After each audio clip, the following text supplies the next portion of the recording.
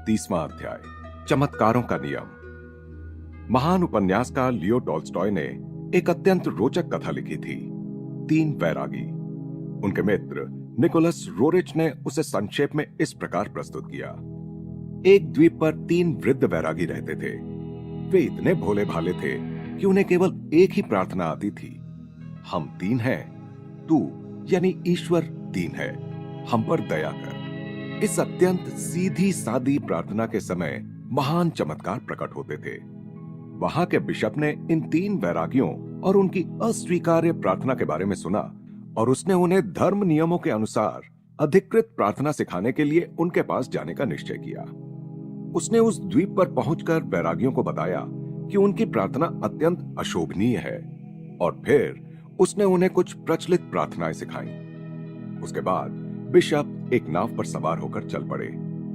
उसने नाव के पीछे आते एक दीप्तिमान प्रकाश को देखा। जब वह प्रकाश निकट आया तो उसने उस प्रकाश में उन 3 वैरागियों को देखा जो एक दूसरे का हाथ पकड़े हुए नाव की बराबरी में आने के लिए पानी की लहरों पर दौड़ रहे थे। जब वे बिशप के पास पहुंचे तो उन्होंने चिल्लाकर उससे कहा, आपने हमें जो प्रार्थनाएं सिखाई थीं, वे सब हम भूल गए हैं और इसीलिए आपसे यह अनुरोध करने के लिए दौड़े दौड़े आए हैं कि आप फिर से हमें वे प्रार्थनाएं सिखा दें। विस्मय विभोर बिशप ने सिर हिलाया। विनम्रता पूर्वक उसने कहा, प्रियजनों, अपनी पुरानी प्रार्थना ही जारी रखें। ये 3 वैरागी पानी पर कैसे चल सके? ईसा मसीह सूली पर लटके मृत शरीर को पुनरुज्जीवित कैसे कर सके? लाहिड़ी महाशय और श्री युक्तेश्वर जी अपने चमत्कार कैसे कर सके? आधुनिक विज्ञान के पास अभी तक इसका कोई उत्तर नहीं है, जबकि अणुयुग के आने से विश्व मानस के कार्य क्षेत्र और उसके ज्ञान में अत्यधिक वृद्धि भी हो गई है। मनुष्य की शब्दावली में अब असंभव शब्द धीरे धीरे महत्वहीन होने लगा है। वेद शास्त्र कहते हैं कि भौतिक जगत माया के एक ही मूल सिद्धांत के अंतर्गत कार्य करता है, सापेक्षता और द्वैत का सिद्धांत। समस्त जीव सृष्टि एकमात्र ईश्वर ही है और वह अखंड निरपेक्ष एकत्व है। सृष्टि की पृथक और भिन्न भिन्न अभिव्यक्तियों में प्रकट होने के लिए वह झूठा या अवास्तविक चोला पहन लेता है। यह अवास्तविक द्वैत प्रदान करने वाला चोला ही माया है। आधुनिक काल के अनेक बड़े बड़े वैज्ञानिक आविष्कारों से प्राचीन ऋषियों की इस सरल घोषणा की पुष्टि होती है। न्यूटन की गति का सिद्धांत माया का ही एक नियम है। प्रत्येक क्रिया के लिए उसके समतुल्य विपरीत प्रतिक्रिया होती है। किन्हीं भी 2 पिंडों की एक दूसरे पर क्रियाएं सदैव समतुल्य और परस्पर विरोधी दिशाओं में लक्षित होती हैं।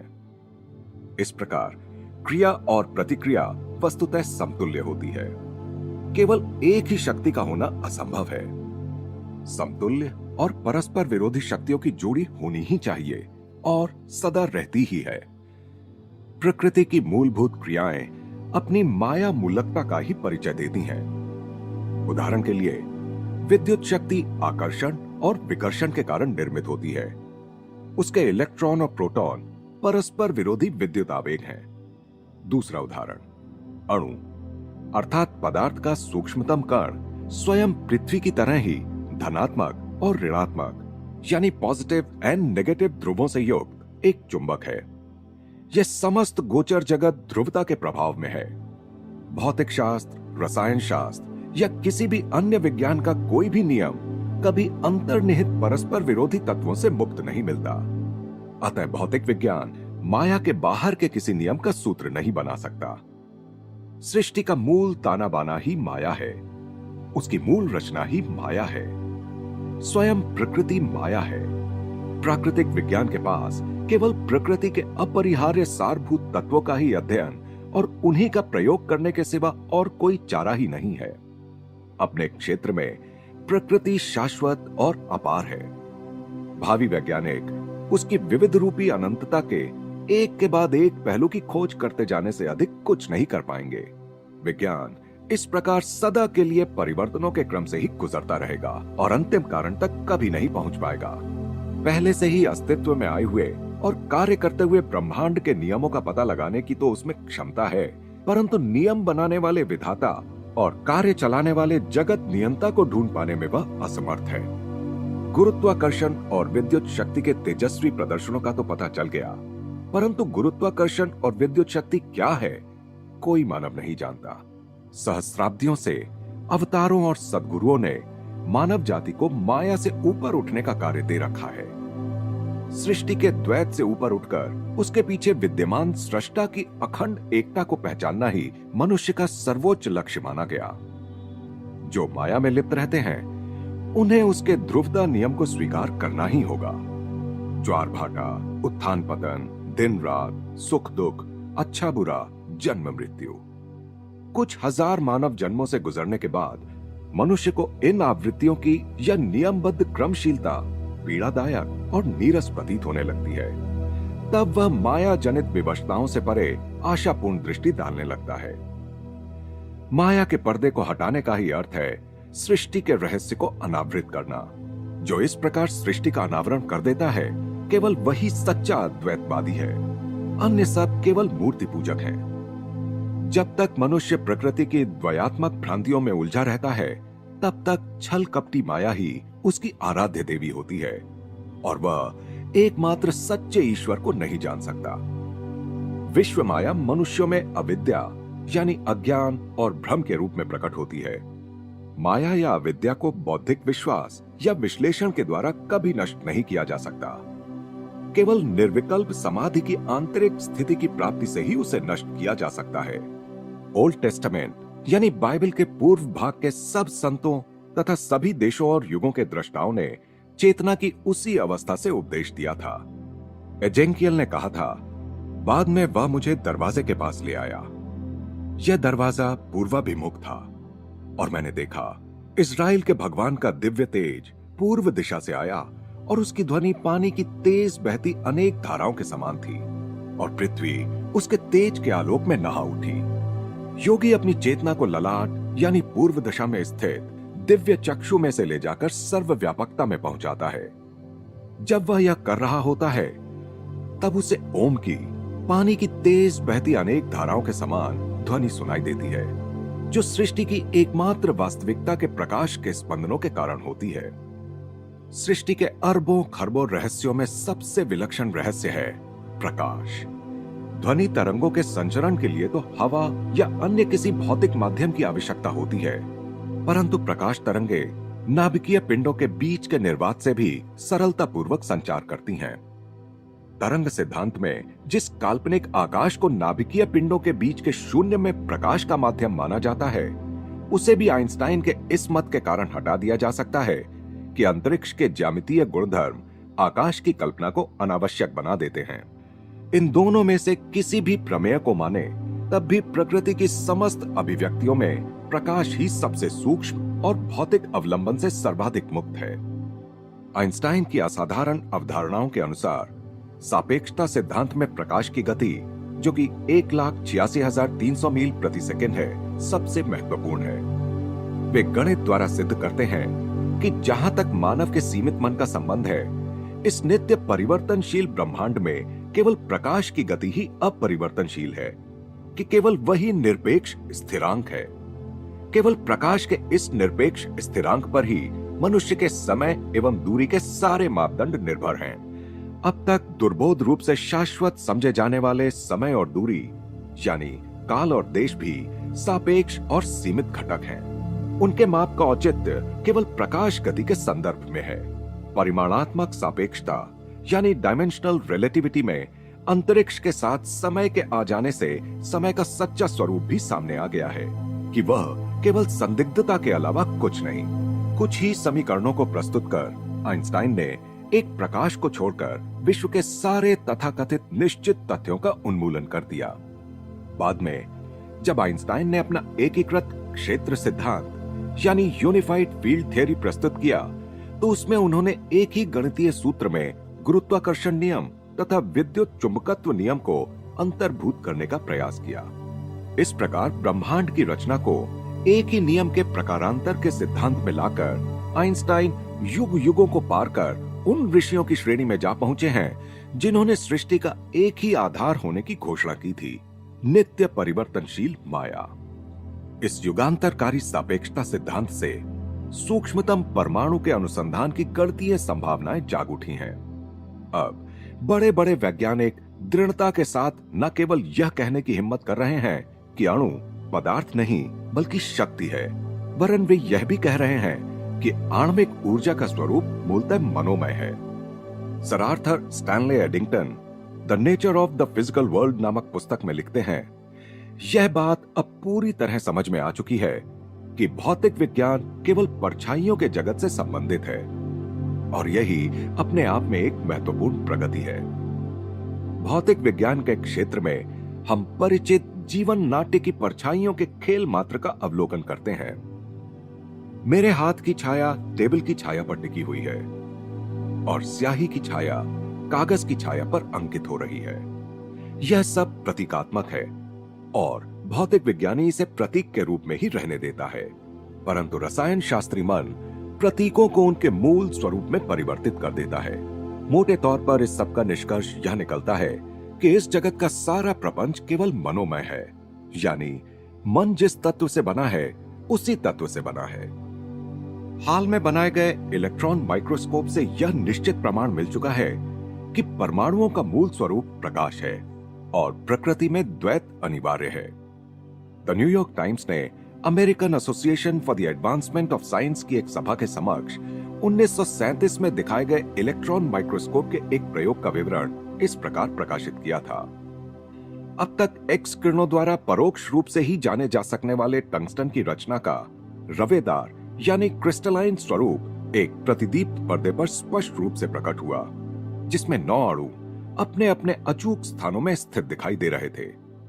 अणुओं की यह रचना घन यानी क्यूब आकार में थी, जिसमें घन के हर कोने में एक एक अणु था तथा केंद्र में एक। पर्दे पर दिखाई दे रही टंगस्टन की केलास यानी क्रिस्टल लैटिस में स्थित अणु प्रकाश बिंदुओं के रूप में दिखाई दे रहे थे, जो एक विशिष्ट ज्यामितीय रचना में स्थित थे। केलास के इस प्रकाश के घन के चारों ओर हवा के अणु पानी पर झिलमिलाती सूर्य किरणों के समान नाचते प्रकाश बिंदुओं के रूप में दिखाई दे रहे थे। न्यूयॉर्क की बेल टेलीफोन लेबोरेटरीज के डॉक्टर क्लिंटन जे डेविसन तथा डॉक्टर लेस्टर एच जर्मर ने 1927 में सर्वप्रथम इलेक्ट्रॉन माइक्रोस्कोप के सिद्धांत का आविष्कार किया, जिन्होंने यह देखा कि इलेक्ट्रॉन के अस्तित्व के 2 पहलू हैं। उसमें स्वतंत्र कण के भी गुण हैं और तरंग के भी गुण हैं। तरंग गुणों के कारण ही इसमें प्रकाश का स्वभाव है, और इस खोज के साथ ही किसी ऐसी युक्ति की खोज शुरू हुई जिससे इलेक्ट्रॉनों को एक बिंदु पर फोकस किया जा सके, जैसे लेंस के माध्यम से प्रकाश को फोकस किया जाता है। इलेक्ट्रॉन की द्विमुखी गुणात्मकता के आविष्कार के लिए, जिससे यह स्पष्ट हो गया कि समस्त भौतिक जगत द्विगुणात्मक है, डॉक्टर डेविसन को भौतिक विज्ञान में नोबेल पुरस्कार से सम्मानित किया गया। द मिस्टीरियस यूनिवर्स में सर जेम्स जीन्स लिखते हैं, ज्ञान का प्रवाह अब यंत्र विहीन वास्तविकता की ओर बहने लगा है। अब ब्रह्मांड एक विराट यंत्र नहीं बल्कि एक विराट विचार प्रतीत होने लगा है। इस प्रकार 20वीं सदी का विज्ञान प्राचीन वेदों की भाषा बोलने लगा है। अतः यदि आध्यात्मिक शिक्षा द्वारा नहीं तो विज्ञान द्वारा ही सही, मनुष्य को यह दार्शनिक सत्य समझ लेना चाहिए कि भौतिक जगत नाम की कोई चीज ही नहीं है। उसका ताना बाना भी केवल भ्रम है, माया है। विश्लेषण करने पर उसकी सत्यता की मृग मरीचिकाएं विलुप्त हो जाती हैं। भौतिक जगत की सत्यता के प्रति आश्वस्त करने वाले आधार जैसे जैसे मनुष्य के सामने ढहने लगते हैं, वैसे वैसे मिथ्या जगत में आस्था रखने की अपनी भूल का उसे कुछ कुछ एहसास होने लगता है, और यह बात भी उसकी समझ में कुछ कुछ आने लगती है कि उसने प्रभु की उस आज्ञा का उल्लंघन किया है कि तुम मेरे सिवा और किसी को ईश्वर नहीं मानोगे। पदार्थ के द्रव्यमान यानी मास और ऊर्जा यानी एनर्जी की समतुल्यता दर्शाने वाले अपने सुविख्यात समीकरण में आइंस्टाइन ने यह सिद्ध किया है कि पदार्थ के किसी भी कण में निहित ऊर्जा उसके द्रव्यमान या वजन के साथ प्रकाश गति के वर्ग के गुणनफल के बराबर होती है। पदार्थ कणों के विनाश द्वारा आणविक ऊर्जाओं को मुक्त किया जाता है। पदार्थ की मृत्यु ने एक आणविक युग को जन्म दिया है। गणित में प्रकाश गति इसलिए प्रतिमान या स्थिरांक नहीं है कि 1,86,300 मील प्रति सेकंड की संख्या स्वयं पूर्ण है, बल्कि इसलिए है कि कोई भी पदार्थ पिंड कभी उस गति को प्राप्त नहीं कर सकता, क्योंकि उसकी गति के साथ उसका द्रव्यमान यानी मास बढ़ता जाता है। दूसरे शब्दों में कहें तो केवल ऐसा पदार्थ पिंड प्रकाश की गति के साथ जा सकता है जिसका द्रव्यमान अनंत हो। यह संकल्पना हमें चमत्कारों के नियम के द्वार पर लाकर खड़ा कर देती है। जो सिद्धजन अपने शरीर को तथा अन्य वस्तुओं को प्रकट या अदृश्य कर देने की, प्रकाश की गति से संचार करने की और सृजन क्षम प्रकाश किरणों का उपयोग कर किसी भी वस्तु को तत्क्षण मूर्त रूप देने की शक्ति रखते हैं, उन्होंने इस विहित शर्त को पूरा कर दिया होता है। उनका द्रव्यमान अनंत होता है।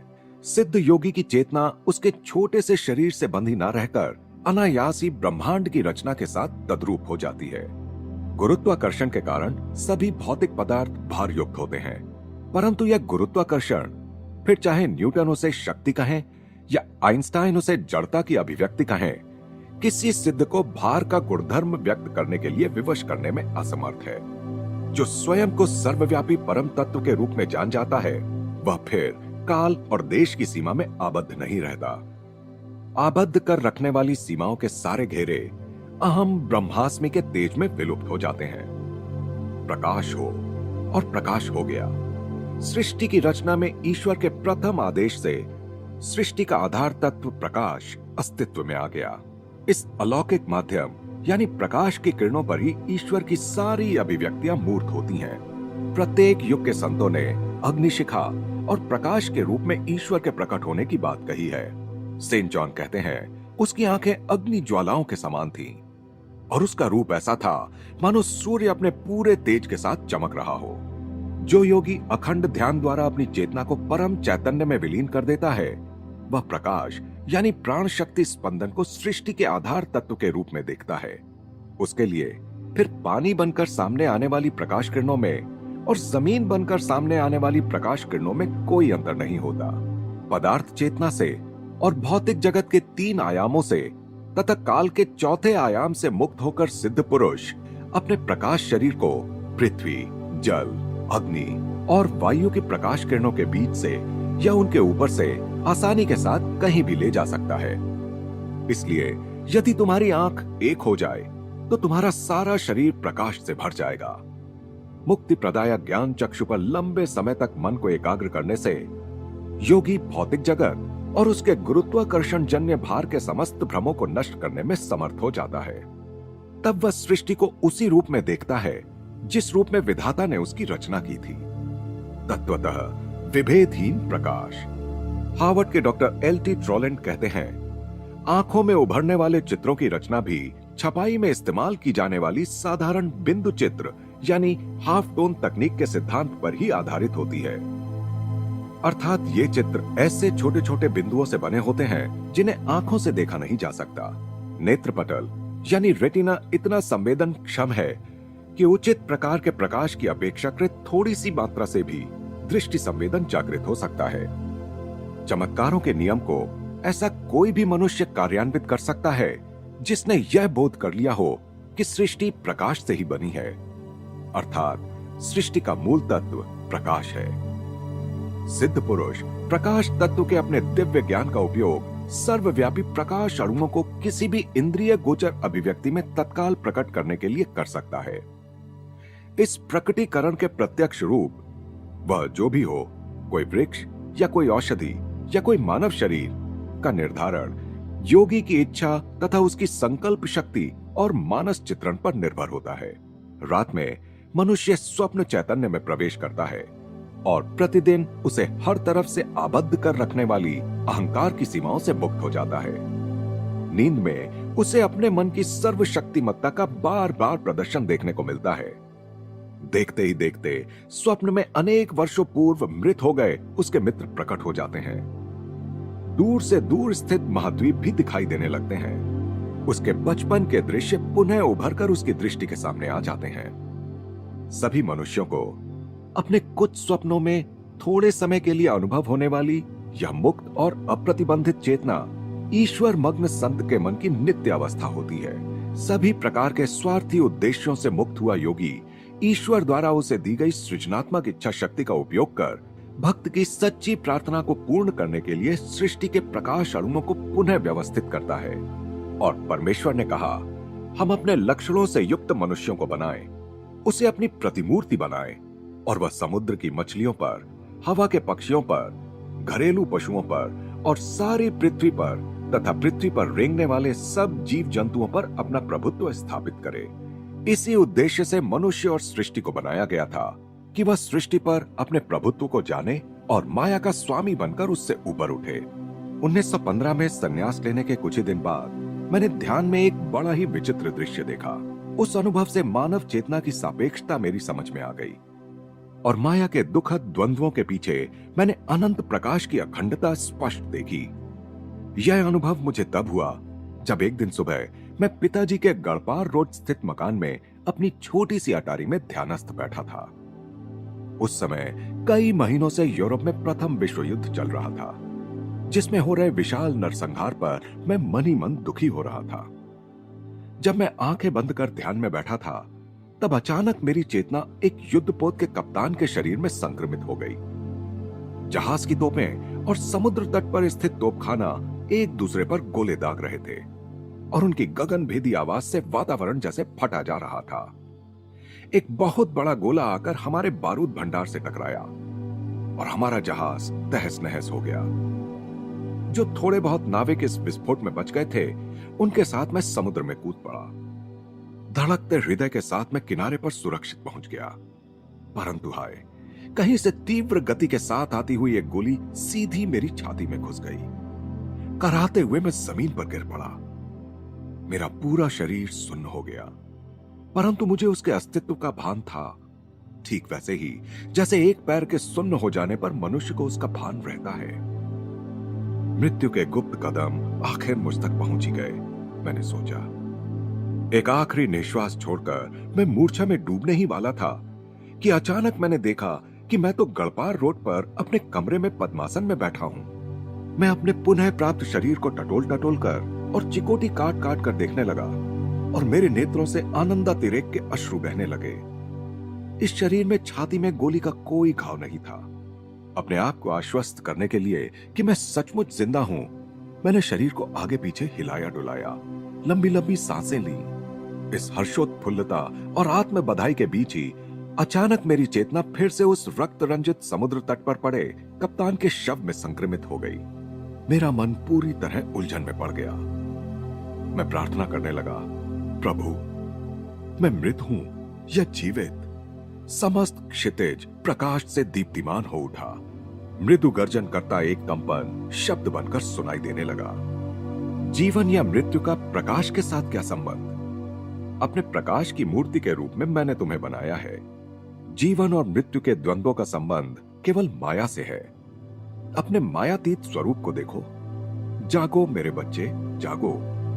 मानव की जागृति के क्रम में ईश्वर यथा समय और यथा स्थान वैज्ञानिकों को अपनी सृष्टि के रहस्यों को जानने के लिए प्रेरित करता है।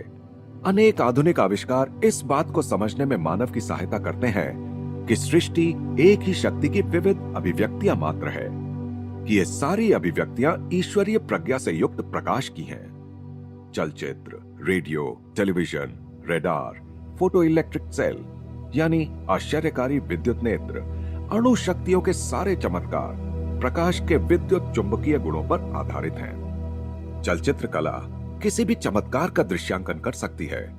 प्रभावकारी दृश्य प्रस्तुत करने के दृष्टिकोण से कौशलपूर्ण फोटोग्राफी के लिए कुछ भी असंभव नहीं है। चलचित्र में मनुष्य पारदर्शी सूक्ष्म शरीर धारण कर अपनी स्थूल देह से निकलता हुआ देखा जा सकता है। वह पानी पर चल सकता है, मृत व्यक्ति को दोबारा जिंदा कर सकता है, घटनाक्रम को पलटकर पीछे ले जा सकता है तथा देश और काल की धज्जियां उड़ा सकता है।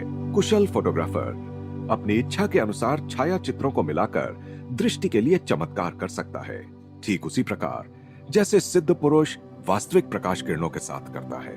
जीवंत प्रतीत होने वाले चित्रों को प्रस्तुत करते चलचित्र सृष्टि के अनेक तथ्यों पर प्रकाश डालते हैं। सृष्टि निर्देशक ने अपनी पटकथाएं स्वयं लिखी हैं और सदियों के इस विराट चित्रपट में असंख्य अभिनेता अभिनेत्रियों का समावेश किया है। अनंतता के अंधकारपूर्ण भूत से वह प्रकाश की अपनी किरणों को प्रक्षेपित करता है, जो एक के बाद एक आने वाले युगों की फिल्मों में से होकर महाकाश के पर्दे पर गिरते हैं और उन फिल्मों के चित्रों को प्रतिबिंबित करते हैं। जिस प्रकार सिनेमा के चित्र वास्तविक प्रतीत होते हैं, परंतु होते हैं मात्र प्रकाश और छाया के मिले जुले चित्र। उसी प्रकार सृष्टि की विविधता भी एक भ्रम मात्र है। विभिन्न ग्रह मंडल और उन पर जीने वाले असंख्य जीव एक विराट चलचित्र के चित्रों के अतिरिक्त कुछ नहीं। मनुष्य की पंचेंद्रियों को तात्कालिक समय के लिए वास्तविक लगने वाली परिवर्तित दृश्य मानव चेतना के पर्दे पर अनंत सृजनात्मक किरण द्वारा प्रक्षेपित किए जाते हैं। सिनेमा दर्शक दृष्टि ऊपर उठाकर देख सकते हैं कि पर्दे पर दिखाई देने वाले सारे चित्र विहीन प्रकाश किरणों की एक बीम से उत्पन्न होते हैं। सृष्टि का यह रंग बिरंगा नाटक भी उसी प्रकार एक ब्रह्मांडीय स्रोत से आने वाले एकमात्र श्वेत प्रकाश से उत्पन्न हो रहा है। अकल्पनीय कौशल के साथ ईश्वर अपनी संतानों के मनोरंजन के लिए विराट नाटक प्रस्तुत कर रहे हैं, जिसमें उन्हें वे अपने ग्रह मंडलीय नाट्य गृह में नाटक के पात्र भी बना रहे हैं और दर्शक भी। एक दिन यूरोप के युद्ध क्षेत्रों की न्यूज रील देखने के लिए मैं एक सिनेमा थिएटर में गया। प्रथम विश्व युद्ध पाश्चात्य जगत में तब भी चल रहा था। न्यूज रील में नरसंहार इतना वास्तविक लग रहा था कि मैं अत्यंत व्यथित हृदय से थिएटर से बाहर निकला। मैं प्रार्थना करने लगा, प्रभु आप इतना दुख दर्द क्यों होने देते हैं? मेरे आश्चर्य का ठिकाना न रहा जब प्रत्यक्ष यूरोप के युद्ध क्षेत्रों के दिव्य दर्शन के रूप में मेरी प्रार्थना का तत्काल उत्तर आया। मृतकों और मरणासन्न लोगों से भरे ये दृश्य न्यूज रील के चित्रांकन से कहीं अधिक भयंकर थे। ध्यान से देखो, मेरी अंतरात्मा से एक मृदु एवं सौम्य वाणी कह रही थी, तुम देखोगे कि फ्रांस में अभी अभिनीत किए जा रहे ये दृश्य प्रकाश छाया के खेल के अतिरिक्त कुछ नहीं है। ये सृष्टि के चलचित्र हैं, उतने ही वास्तविक और उतने ही अवास्तविक जितनी तुमने अभी अभी देखी न्यूज रील थी। नाटक के भीतर और एक नाटक। मेरे हृदय को अभी भी सांत्वना नहीं मिली। दिव्यवाणी आगे कहती गई, सृष्टि प्रकाश और छाया दोनों ही है, अन्यथा कोई चित्र संभव नहीं हो सकता। माया के भले एवं बुरे गुण बारी बारी से एक दूसरे पर हावी होते रहते हैं। इसी संसार में यदि अखंड आनंद प्राप्त हो जाए तो क्या मनुष्य किसी दूसरे लोक की कामना करेगा? दुख दर्द मिले बिना तो वह इस बात को याद करने की भी कोशिश नहीं करता कि उसने अपना नित्य धाम त्याग दिया है। दुख उसे यह याद दिलाने के लिए चुभोया जाने वाला एक शूल है। दुख से बचने का उपाय ज्ञान है। मृत्यु की विभीषिका मिथ्या है, अवास्तविक है। जो लोग उसके नाम से कांप उठते हैं वे नाटक के उस नासमझ नट के समान हैं जो उस पर पिस्तौल से नकली गोली दागी जाने पर भी भय के मारे मंच पर ही मर जाता है। मेरी संतानें प्रकाश की हैं। वे सदा के लिए माया के अंधकार में सोई नहीं रहेंगी। मैंने शास्त्रों में माया के विषय में बहुत कुछ पढ़ा था, परंतु उससे मुझे माया का वैसा गहरा ज्ञान प्राप्त नहीं हुआ था जैसा ध्यान में दिखने वाले दृश्यों और उनके साथ आने वाले सांत्वनादायक शब्दों से प्राप्त हुआ। मनुष्य के मूल्यों में, मान्यताओं में, सोच विचार में गहन परिवर्तन आ जाता है जब उसे इस सत्य का विश्वास हो जाता है कि यह सृष्टि केवल एक विराट चलचित्र है और इसके भीतर नहीं बल्कि इसके परे उसका सच्चा स्वरूप निहित है। इस प्रकरण को पूरा लिखने के पश्चात मैं अपने पलंग पर पद्मासन में बैठ गया। मेरे कमरे में 2 मंद लैंपों का धुंधला प्रकाश फैला हुआ था। मैंने दृष्टि ऊपर उठाई तो देखा कि छत में सरसों के रंग के छोटे छोटे प्रकाश बिंदु रेडियम के समान चमकते हुए झिलमिला रहे थे। असंख्य प्रकाश किरणें वर्षा के जल रेखीय बाणों के समान एक पारदर्शी किरणावली बनकर शांति से मुझ पर बरसती रहीं। तत्काल मेरी स्थूल देह की जड़ता समाप्त हो गई और वह सूक्ष्म देह के समान झीनी बन गई। मुझे हवा में तैरने का आभास हो रहा था। मेरा भारहीन शरीर पलंग का नाम मात्र का स्पर्श करते हुए बारी बारी से दाहिने बाएं सरकने लगा। मैंने कमरे में दृष्टि दौड़ाई। दीवारें और सारा फर्नीचर अपनी अपनी जगह यथास्थित था, परंतु प्रकाश की अल्प किरणावली इतनी विस्तृत और व्यापक हो गई थी कि अब छत नजर ही नहीं आ रही थी। मैं विस्मित हो गया। मानो उस प्रकाश से ही एक आवाज आई, सृष्टि के चलचित्र की बनावट ऐसी ही है। पलंग पर बिछी तुम्हारी चादर के सफेद पर्दे पर अपना प्रकाश स्तंभ प्रक्षेपित कर वह तुम्हारे शरीर के चित्र को उत्पन्न कर रही है। देखो, तुम्हारा यह शरीर प्रकाश के अतिरिक्त कुछ भी नहीं है। मैंने अपने हाथों की ओर देखा और उन्हें आगे पीछे हिलाया। परंतु उनमें मुझे किसी वजन का अनुभव नहीं हुआ। मैं परमानंद में विभोर हो उठा। मेरे शरीर के रूप में खिल उठने वाला महाव्योम के प्रकाश का स्तंभ, प्रकाश के उस स्तंभ का दिव्य प्रतिरूप प्रतीत हो रहा था जो सिनेमा थिएटर के प्रोजेक्शन बूथ से निकलकर पर्दे पर चित्रों को प्रकट कर देता है। लंबे समय तक मैं अपने कमरे के मंद प्रकाश युक्त थिएटर में अपने शरीर का यह चलचित्र अनुभव करता रहा। ध्यान में और ध्यान के अतिरिक्त भी मुझे अनेक दर्शन हुए हैं, परंतु यह उन सब से पूर्णतः निराला था। जब मेरे ठोस शरीर का भ्रम पूर्णतः विलुप्त हो गया और जब इस बात का ज्ञान गहराई तक मेरी चेतना में उतर गया कि सभी वस्तुओं का सार केवल प्रकाश ही है, तो मैंने दृष्टि उठाकर ऊपर प्राणाणुओं की उस धड़कती धारा की ओर देखा और उससे याचना करने लगा, हे दिव्य प्रकाश, कृपा करके मेरे इस तुच्छ शरीर के चित्र को अपने में वापस समा लो, जैसे एलाइजा को प्रकाश के रथ पर स्वर्ग में वापस ले लिया गया था। निश्चय ही यह प्रार्थना कुछ हड़बड़ा देने वाली थी। वह प्रकाश स्तंभ अदृश्य हो गया। मेरे शरीर ने अपना सामान्य वजन धारण कर लिया, जिससे वह बिस्तर को नीचे दबाते हुए बैठ गया। छत में झिलमिला रहे प्रकाश बिंदु टिमटिमाए और अदृश्य हो गए। स्पष्ट था कि अभी मेरा इस संसार से जाने का समय नहीं आया था। और फिर दार्शनिक दृष्टिकोण अपनाते हुए मैंने सोचा, मेरी इस धृष्टता से एलाइजा भी तो नाराज हो जाते। इस अध्याय में वर्णित चमत्कारों के नियम से संबंधित विवरण इस प्रकार है।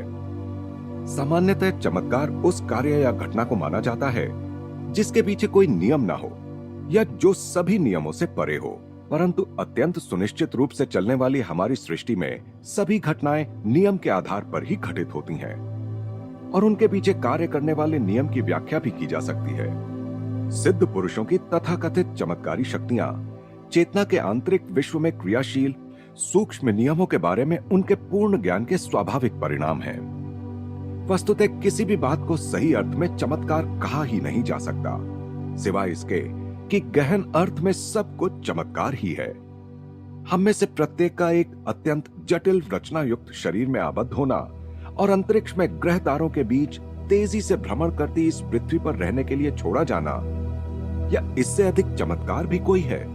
ईसा मसीह और लाहिड़ी महाशय जैसे महान गुरुजन सामान्यतः अनेक चमत्कार करते हैं। ऐसे गुरुओं को मानव जाति के लिए बहुत बड़ा और कठिन आध्यात्मिक कार्य संपादन करना होता है और दुखी जनों की चमत्कारिक रीति से सहायता करना उस कार्य का एक हिस्सा प्रतीत होता है।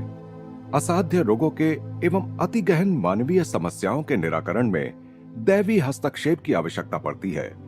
जब एक अमीर ने ईसा मसीह से केपरनौम नामक स्थान में मरणासन्न पड़े अपने पुत्र को ठीक करने की प्रार्थना की, तो ईसा ने व्यंग्यात्मक ढंग से कहा, जब तक तुम प्रमाण और चमत्कार न देखो तुम विश्वास नहीं करोगे। परंतु फिर आगे उन्होंने कहा, तुम अपने रास्ते चल पड़ो, तुम्हारा पुत्र बच जाएगा। John 4:46-54 Bible. इस प्रकरण में मैंने माया का अर्थात गोचर जगत में निहित जादुई शक्ति का वैदिक स्पष्टीकरण दिया है। पाश्चात्य विज्ञान ने इस बात का पता लगा लिया है कि अणुयुक्त पदार्थ जगत में अवास्तविकता का जादू व्याप्त है, परंतु केवल प्रकृति ही नहीं बल्कि मनुष्य अपने मर्त्य रूप में भी माया के या सापेक्षता सिद्धांत के परस्पर विरोधाभास के, द्वैत के, उत्क्रमण के, परस्पर विरोधी अवस्थाओं के अधीन है। यह नहीं सोचना चाहिए कि माया के सत्य का ज्ञान केवल ऋषियों को ही हुआ था। बाइबल के ओल्ड टेस्टामेंट में वर्णित सिद्ध जन माया को शैतान कहते थे, जिसका हिब्रू भाषा में शब्दशः अर्थ है विरोधी। ग्रीक टेस्टामेंट में शैतान के पर्यायवाची शब्द डायबोलस या डेविल का प्रयोग किया गया है। माया या शैतान वह विराट जादूगर है जो एकमात्र निराकार अस्तित्व को छुपाने के लिए अनेक रूप साकार कर देता है। ईश्वर की योजना या लीला में माया या शैतान का एकमात्र कार्य है मनुष्य को परम तत्व से पदार्थ जगत की ओर, सत्य से मिथ्या की ओर मोड़ने का प्रयास करना। ईसा मसीह ने माया का डेविल हत्यारे एवं झूठ बोलने वाले के रूप में सुंदर वर्णन किया है। डेविल शुरू से ही हत्यारा है।